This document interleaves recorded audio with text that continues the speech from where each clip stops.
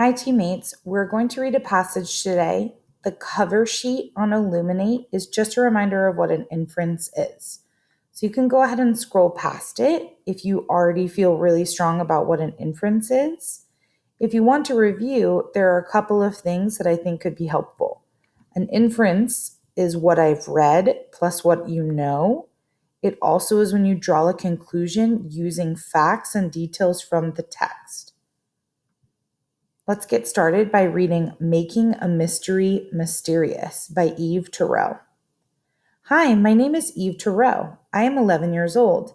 My dad writes mystery novels, and one day a lady called our house asking my dad if he wanted to write a story with me for a book called Great Writers and Kids Write Mystery Stories, Random House, 1996.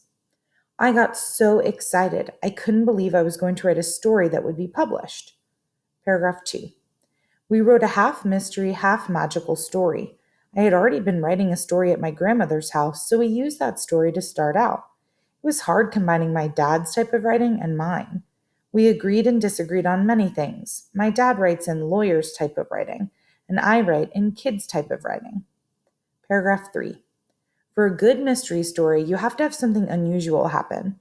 In the story that my dad and I wrote, the unusual part is when the main character, Jackie, finds one of her mother's old dresses in the attic. She doesn't know where her mother is, or even if she is dead. She puts on the dress, and when she turns around to look in the mirror, she is in a fantasy island. That is what I mean about something unusual happening. Paragraph 4. In a mystery story, there's always something suspicious going on, something missing, or someone not acting the same.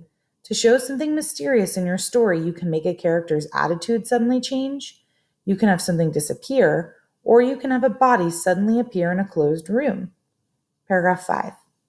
To make a good story, whether it's a mystery or not, you need to have a full beginning, middle, and end. In the beginning, you need to give a lot of detail about the characters and main setting so the reader can have a picture in her mind. Paragraph 6. In the middle, you start to get into the story. By the end of the middle section, you should be at or close to the climax. A climax needs to be exciting. The climax is not the resolution or tying up of the end. It's the most important moment in the story. For instance, I read a book about a girl in a sled dog race. The climax was when she was almost at the end of the race and she was stuck on a piece of ice in the water. She needed help, or else she would die. Paragraph 7. For the resolution, you need something to satisfy the reader. I hate it when I read a book and there isn't really an ending. In a book I read recently, the last sentence in the whole book was, "I can't wait until the next chapter." It was horrible. So for the ending, you need to have a resolution of the situation and conclusion.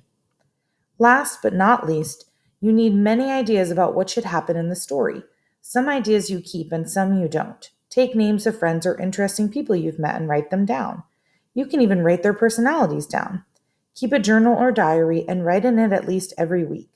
That way you have all the exciting things you've done written down. When you need an idea, you can just look back at your diary and get an idea for your story or character. Paragraph 9. In the story my dad and I wrote, I got some ideas from a friend. In one part of the story, we talk about Jackie practicing ballet in the attic. My dad and I got the idea from my friend Diana, who loves ballet. She dances a lot, and sometimes when I visit her, she's practicing on her ballet bar in the basement. Paragraph 10.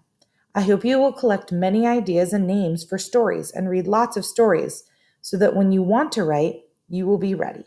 And remember, always use your imagination. You can listen to this passage as many times as you need to feel successful, and then you're going to be answering independently questions 1 through 6. There are 6 questions today. Again, if you get a 6 out of 6, that is a mastering score.